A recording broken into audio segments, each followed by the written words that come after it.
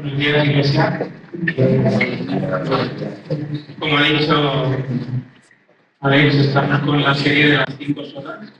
Si os acordáis, hace 2 domingos empezó Euforia con solo sola escritura, la escritura en latín. Y la semana pasada Alfredo con solo Cristo.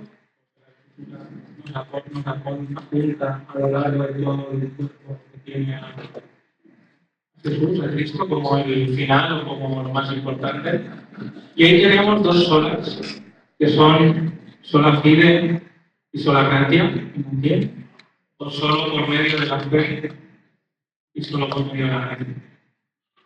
Entonces, hoy ya lo veréis cuando vaya predicando más, pero a mí me gusta predicar mucho con ejemplos, anécdotas, historias, porque así lo hacía Jesús y creo que así se entienden las ideas que son así un poco más altas, al conocimiento llano de personas como yo, que si no entendemos las cosas llanas nos dificulta. Y quiero empezar con una historia, un cuento infantil que seguro que conocéis todos. Es que había una vez un juguetero, Gepetto, que cuando ya era muy mayor, terminó su obra maestra, el juguete que más le había costado conseguir, un títere de madera. Y lo vio tan bonito que le puso nombre por primera vez, y lo llamó Pinocho. Y por la noche, cuando dijo, esto ya está, aquí me retiro, se fue a dormir, parecía a la madrina, y le dio vida a ese juguete. Y le dijo, solo tienes una condición de vida, y es que cada vez que mientas, tu nariz crecerá, porque quiero que seas un niño bueno. Y los que habéis visto la película, no voy a entrar en mucho detalle, se meten en un montón de líos. Acaba esclavizado en un circo, donde se aprovechan de él porque es el único títere vivo de verdad. Hasta que se da cuenta de que lo que le había dicho la madrina era la única verdad. Decide ser fiel a la verdad. Y al final, el hada dice, como has salido, te voy a convertir en un niño. Estamos en esta serie que tiene que ver con Pinocho, que tiene que ver la gracia y la fe. Pues mira, primero era madera, somos polvo, que por la gracia del hada, la gracia de Dios, teníamos vida. Tenía una limitación, y nosotros teníamos la limitación del pecado que está ahí. Y nosotros hoy vamos a ver cómo esa gracia y esa fe se desarrollan a lo largo de toda la Escritura, empezando por el origen, pasando por el Antiguo Testamento y llegando a la actualidad. Y esto lo vamos a ver a la luz de Hebreos capítulo 11. Los que tengáis una Biblia de papel, me gustaría que la leáis, porque quiero que veáis que es verdad lo que voy a leer, que aunque está ahí, porque tienen un montón de diapositivas, que estoy muy pesado con Jonah esta semana.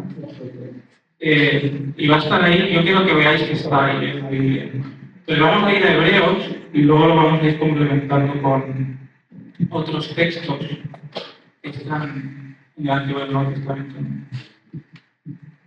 La primera parte, el origen de la gracia y de la fe, tiene como idea principal y con lo que quiero que te quedes de esta parte es que estudies y recuerdes la palabra de Dios para que puedas tener fe en ella. Esto es de la sola Escritura, pero es porque memorizar la palabra de Dios es la forma de entender la expresión de la gracia para que tú puedas depositar la fe en esta gracia como respuesta a esta gracia. Hay que decidir firmemente confiar en la palabra para que te vaya bien. Pues vamos a empezar leyendo en Hebreos 11, en los versículos del 1 al 3. Ahora bien, la fe es la certeza de lo que se espera, la convicción de lo que no se ve, porque en ella recibieron aprobación los antiguos. Por la fe entendemos que el universo fue preparado por la palabra de Dios, de modo que lo que se ve no fue hecho de cosas visibles. Ya vamos a ir a Génesis, porque esto nos pone en situación de decir, se creó el mundo por gracia a partir de cosas que no existían. Ahora vamos a ver qué pasó cuando el ser humano ya estaba y ya había recibido esa gracia. Y es como leer a Génesis capítulo 2.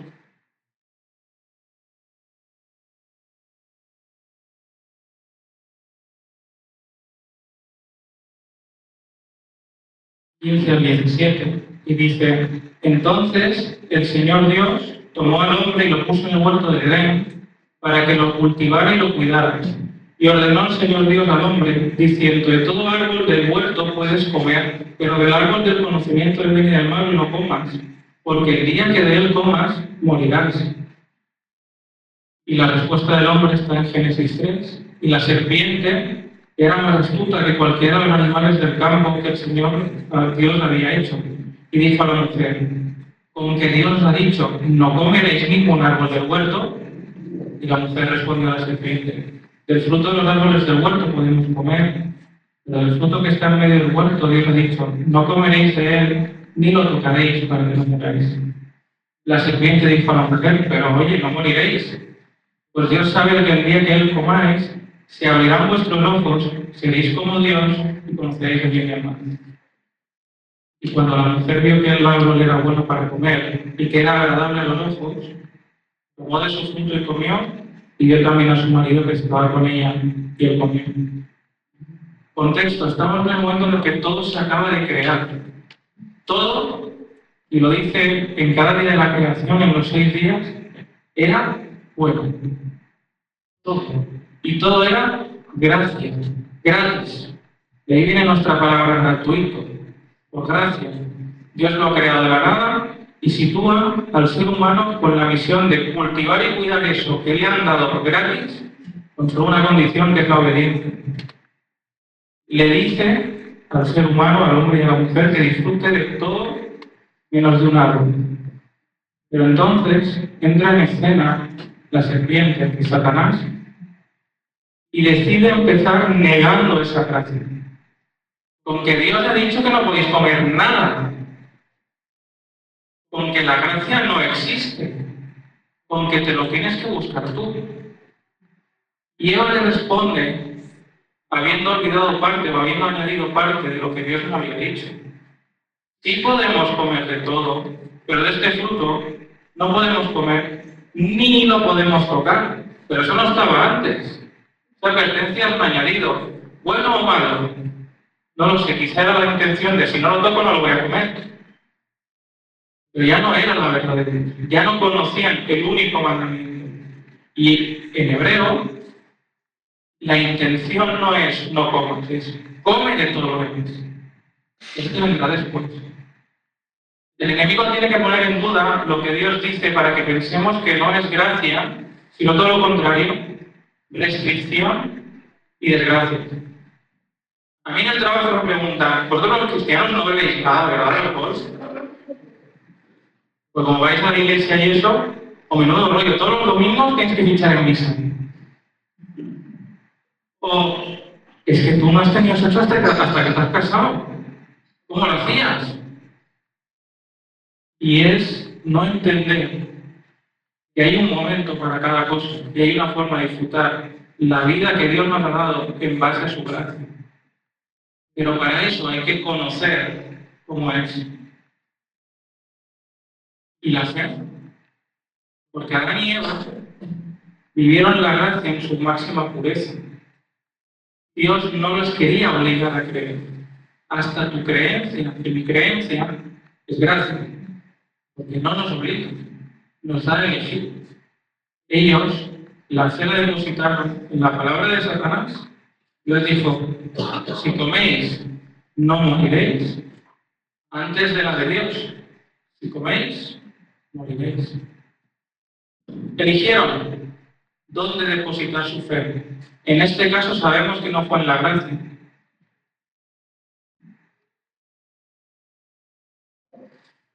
Aún así, y esta es la parte buena, cuando el origen de todas las cosas convirtió la gracia en desgracia por poner la fe donde no se debe, Dios maldijo a la serpiente, puso maldiciones al ser humano, cubrió a la desnudez el pecado de Adán y Eva, y dio más gracia a través de lo que vendría en Jesús para que pudiera continuar la historia.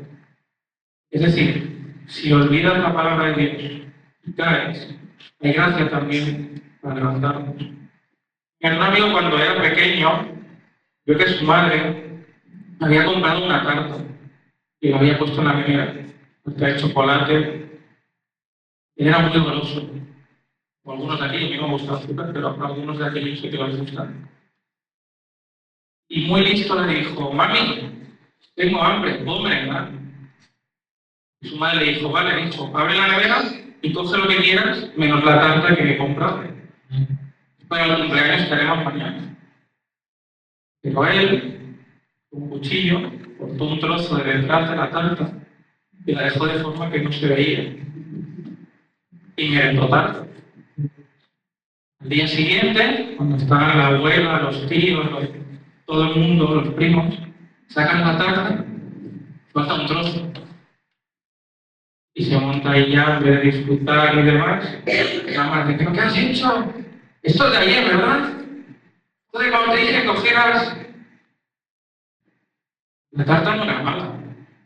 De hecho, estaba buena, seguro. El problema era que no era el momento indicado. Y que el momento para disfrutarlo habría sido en el cumpleaños. Hay quien dice: el fruto era malo y por eso no podían comerlo. O Jesús no quería, o Dios no quería, ¿verdad?, que comieran de eso porque estaba restringido. No. Dios le había dado opciones y una capacidad alimenticia que no hemos descubierto nosotros porque no tenemos acceso a ese fruto. Pero es lo mismo para nosotros. Hay muchas cosas en la Biblia que parece que se nos niegan porque son malas o porque no son todo lo buenas que deben ser. Y es porque todo es bueno en su justa medida y todo es bueno en su grado adecuado. Por eso es importante conocer la palabra de Dios, creer en la sola Escritura para entender la gracia y poder apostar nuestra fe. Vamos con la segunda etapa de esta gracia y de esta fe, que es en el Antiguo Testamento. Y lo importante de esta parte, y lo que quiero que te quede también, es que analices en qué punto estás y decidas crecer o avanzar.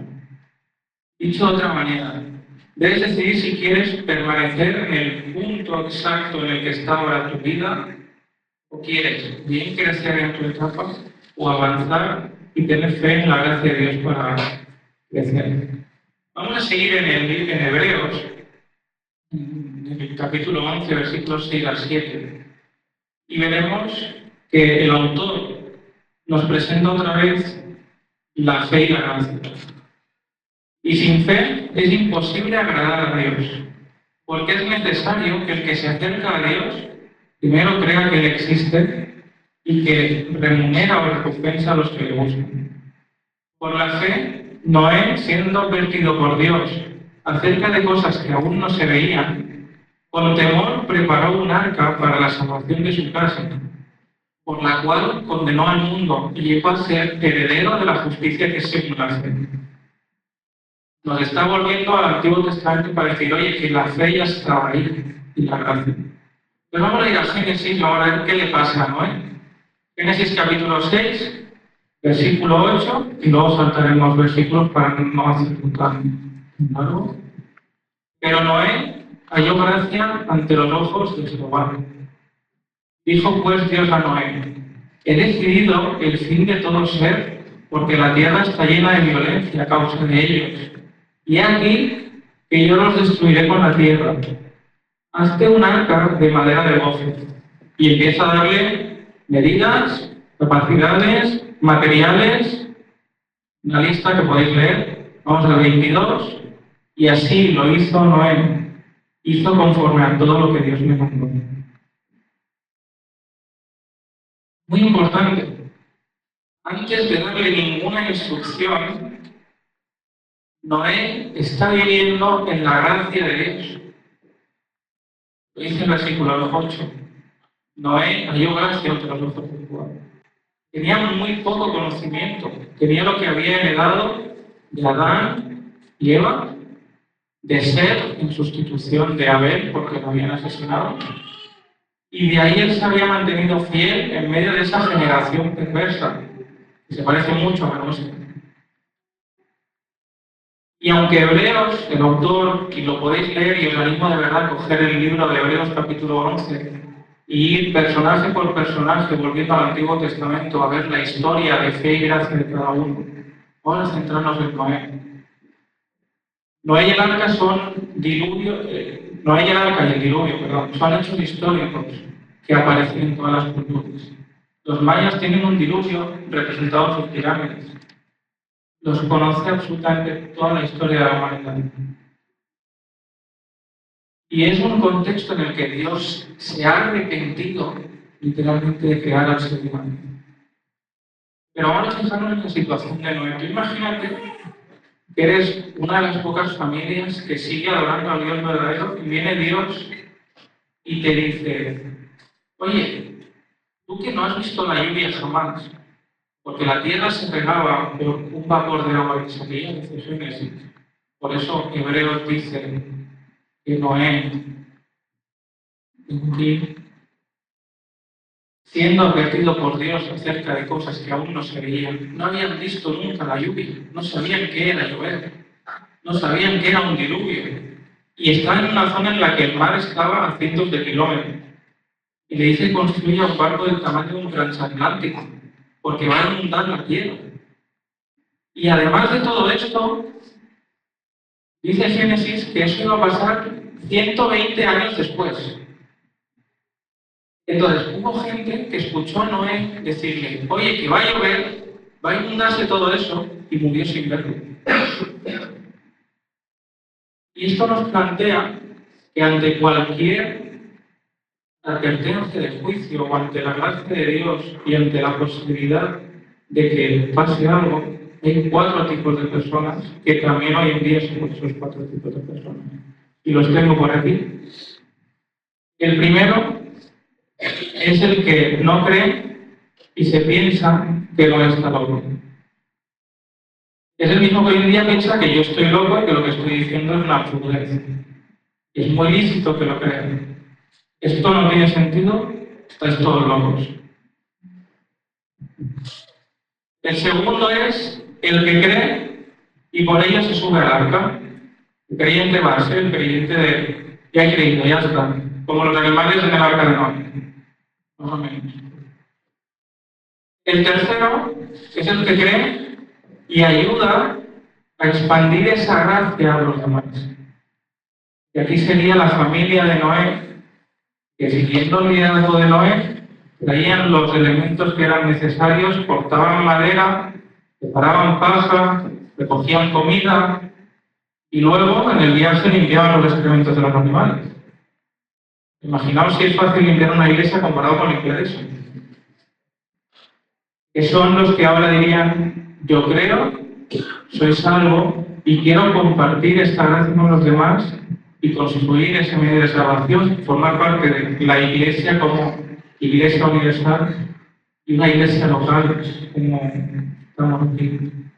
Y finalmente Noé es el que recibe un llamado especial, que tenía esa conexión con Dios que él mismo había procurado tener y ha entendido que su gracia y la fe van más allá y puede llevar a cabo y participar del proyecto de la gracia de Dios con él. Es el equivalente a lo que hoy sería un líder plantador, un gran evangelista, alguien que tiene un don que, por esa intimidad y esa relación y ese crecimiento con Dios que ha querido tener por depositar su fe y su gracia en él, ha conseguido ser una persona pues, con un llamado especial. Y lo mismo que pasa aquí se puede ver con Abraham.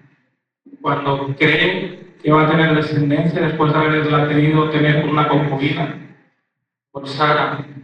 Lot, cuando es rescatado de medio de la inmundicia en Sodoma y Gomorra. Con Moisés, cuando por fin tiene fe para ir y liderar todo un pueblo y sacarlo. En cada historia tenemos estos 4 tipos de personas. Y la pregunta es, ¿dónde estás? ¿Dónde estoy? ¿Y dónde quiero estar? Identificarte de decir, soy el 1, soy el 2, soy el 3, soy el 4, y no te juzgo. Todas son lícitas. Y todos, menos por la última, podemos estar en los 3 en este momento. Voy a ver bien en la última, pero lo más normal es estar en una de las 10 primeras. Mi advertencia es que no te quedes en la primera, porque la Biblia advierte sobre eso. Y mi advertencia es que quieras seguir creciendo. No mía, sino porque la Biblia sí quiere que lo hagamos. Lo veremos más adelante. No sé si lo recordaréis porque hace muchos años que pasó. Hubo un huracán en Estados Unidos que se llamaba el Katrina, en Nueva Orleans. Yo tengo un conocido, porque estudié en una universidad que tenía gente en Estados Unidos, cuyos padres trabajaban con los bomberos y con los servicios de rescate en el momento de aquel huracán. Y hubo gente que en las primeras horas del huracán se subió a las azoteas de los edificios para intentar sobrevivir, porque estaba subiendo mucho el agua. Y pasó un helicóptero con megáfonos diciendo: somos el último helicóptero y no creemos que podamos volver a bajar a la altura, porque el parte meteorológico es que va a subir el agua en 5 metros más. O subís ahora o no venís. No sabemos cuándo podremos volver. Y me contaba uno de estos bomberos que estuvo en el helicóptero dentro, hubo gente que rechazaba el helicóptero porque quería mantener su casa y no separarse de sus cosas. Tienes que tomar la decisión de decir dónde quieres estar y ser consecuente. Tienes la opción de depositar la fe en la gracia que Dios nos da para que, vale, ya sabemos que la hemos liado y que nuestros ancestros la liaron mucho, pero podemos salir de ahí. Y no solo podemos salir y dejar de creer que esto no tiene sentido, podemos crecer y formar parte de una comunidad de fe después de haber conectado. Aquí tenemos un lema que es conecta, crece y construye. Lo habéis visto con los grupos de hogar, está en vertical, está en esa pared ahí. Lo primero es conectar con Dios, recuperar esa relación. Lo segundo es crecer en la etapa en la que estés, pero lo importante también es llegar a construir y formar parte de ese grupo que es capaz de expandir la gracia de Dios, de reconocer que como no, que lo mismo que he creído yo, quiero que el máximo de gente lo crea. Y por último, la fe y la gracia en el Nuevo Testamento o en la actualidad. Y de esta tercera parte viene el reto, y lo que quiero que quede claro es que seas valiente y aceptes la gracia de Dios por fe. Esta fe, con la gracia de Dios, te dará a vencer el pecado. Nosotros somos incapaces por naturaleza, porque quedamos incapaces. Pero Jesús ya lo hizo todo para darte esa capacidad de vivir. Y vamos a leer la conclusión a la que llega después de haber pasado el autor por todos los ejemplos de fe del Antiguo Testamento en el capítulo 11, que no vamos a hacer hoy, pero que os insisto, que sería bueno que leáis. En el siguiente capítulo, en Hebreos 12, que es la conclusión. Por tanto, conclusión. Ya que estamos rodeados por una enorme multitud de testigos de la vida de fe, es decir, todas las personas que he mencionado en el Antiguo Testamento, quitémonos todo peso que nos impida correr, especialmente el pecado que tan fácilmente nos hace tropezar. Y corramos con perseverancia la carrera que Dios nos ha puesto por delante.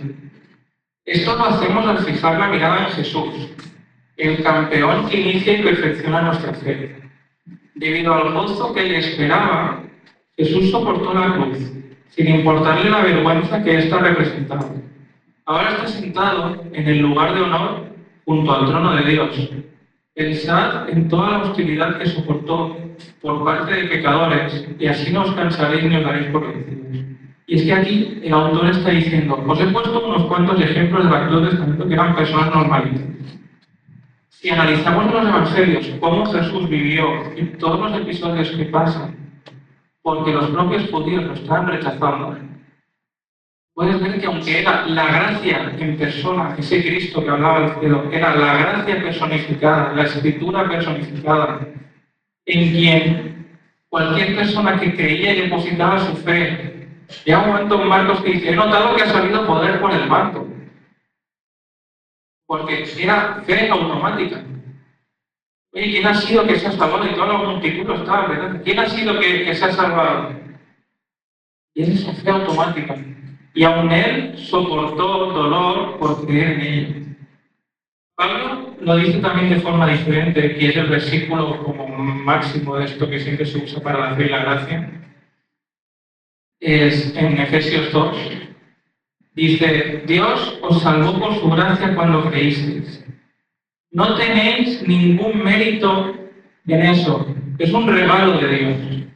La salvación no es un premio por las cosas buenas que hayamos hecho. Así que ninguno de nosotros puede jactarse de ser salvo, pues somos la obra maestra de Dios. Él nos creó de nuevo en Cristo Jesús, a fin de que hagamos las cosas buenas que preparó para nosotros tiempo atrás. ¿Cuál es el objetivo de darnos una vida nueva? Volver al origen que Adán y Eva perdieron. Volver a vivir la gracia de forma plena, porque tenemos una fe continua en Dios. Para volver a las cosas buenas que Él preparó para nosotros en ese origen del universo. Para volver a disfrutar, eso es una futuro, de la creación perfecta que Él hizo. Y aunque esto cuesta de ver ahora, porque estamos rodeados de una sociedad en la que vamos en modo express y modo turbo todos los días desde que te levantas. Tienes hijos, vistes a los niños, le das duchas para llegar al colegio, llegas tarde justo al trabajo, trabajas de buena o mala gana, luego llegas a casa y hay más. Y en esa vorágine de la vida parece difícil de ver, pero aún en esa vorágine, cuando tú vives una vida basada en lo que la Biblia dice, y de forma diferente a lo que el mundo de alrededor te rodea, tienes estos momentos de paz, de conexión, de decir, soy luz. Pablo deja claro que la salvación no es el final, que hay un propósito con esta salvación. Es lo que hablábamos del punto anterior. Y hay que volver a las obras y el trabajo de Dios que tenía para la humanidad desde el principio, que era multiplicarse y expandir la gracia. Pero hay que tener una cosa en cuenta. No quiero dejar las cosas a medias. Y es que igual que con Noé había una amenaza de juicio, hay un momento en el que hay que pasar cuentas. Y hay un momento en el que la fe y la gracia tendrán su valor definitivo. Y vamos a leer en 2 de Pedro 3, porque esto es muy importante. Y para que veáis el valor de creer verdaderamente y tener fe en la gracia y en la palabra de Dios. Sobre todo, quiero recordaros que en los últimos días vendrán burladores que se reirán de la verdad. Gente que dirá, esto no puede ser. Y dirán, ¿qué pasó con la promesa de que Jesús iba a volver? Los tíos que llevamos 2020 años. Estamos en el 2025. Si vivió sobre el 30, pues hace 2000 años que dijo que venía. ¿Dónde está?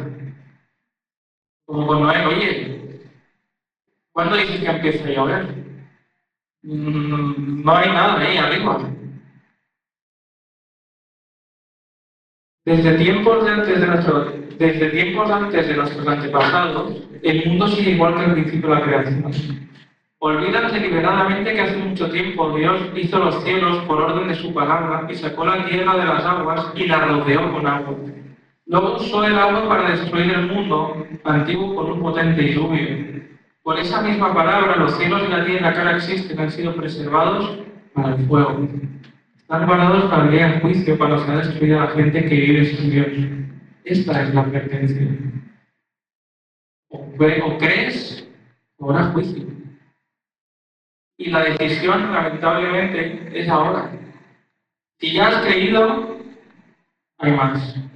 Sin embargo, queridos amigos, hay algo que no debéis olvidar. Para el Señor un día es como 1000 años, 1000 años son como un día.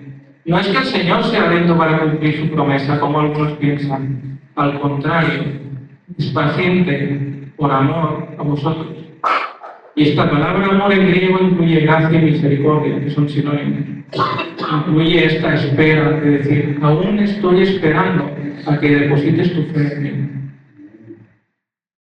No quiere que nadie sea destruido ni quiere que todos se arrepientan, pero sigue dependiendo de la voluntad del ser humano.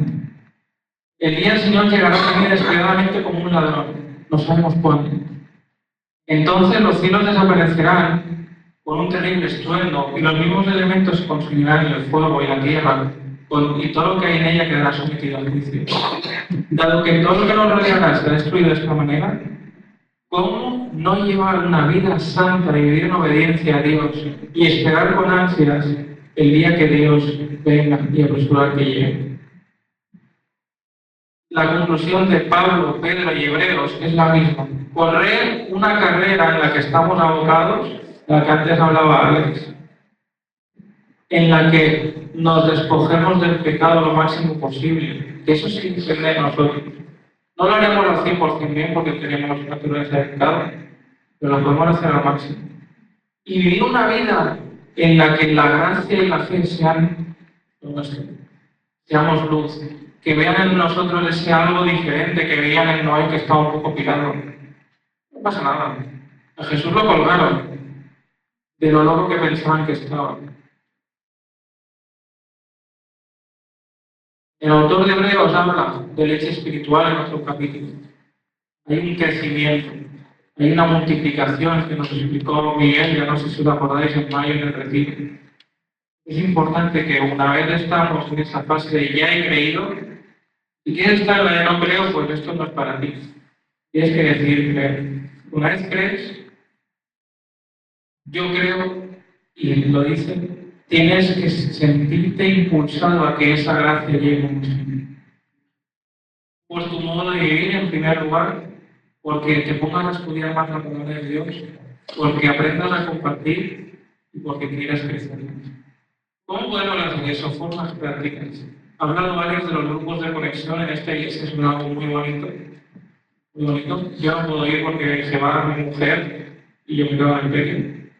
Pero es que ella vuelve encantada. Y no porque sea de aquí, pero vuelve encantada. Puedes coger la Biblia. Ahora es gratis. La Biblia es gratis, ¿no? Si tienes un iPhone, un Android, una tablet o Internet, es gratis. En la aplicación que yo uso hay más de 30 versiones. Puedes elegir hasta la que más te guste. Gratis, sin pagar. Leerla. Tienes devocionales que te acompañan. Hay gente aquí que seguro te puede recomendar libros que te ayuden a crecer y a decidir cómo tomar el siguiente paso. En resumen, la gracia de Dios es primero para la salvación del ser humano, para rescatarnos del lodo en el que cayó la vida. Pero después es para que en tu propio crecimiento la lleves a cada vez más personas, como hizo Jesús y como nos ordenó, para salvarlas del infierno y enseñarles a su vez a seguir creciendo. Y quiero terminar con una historia, es una leyenda callejera, no se sabe si es del todo verdad o no, de la época de Beethoven. Dice que Beethoven iba de camino a dar un gran concierto en el Palacio Real de Viena, en su coche de caballos, cuando una rueda de estas de madera se partió, se estampilló. Tuvo que bajar, anduvo unos metros y llegó a una plaza. Había muchos transeúntes, gente que iba y venía. Y como tenía su violín ahí, se puso a tocar una de sus sinfonías en medio de la plaza. Pero nadie le hacía caso.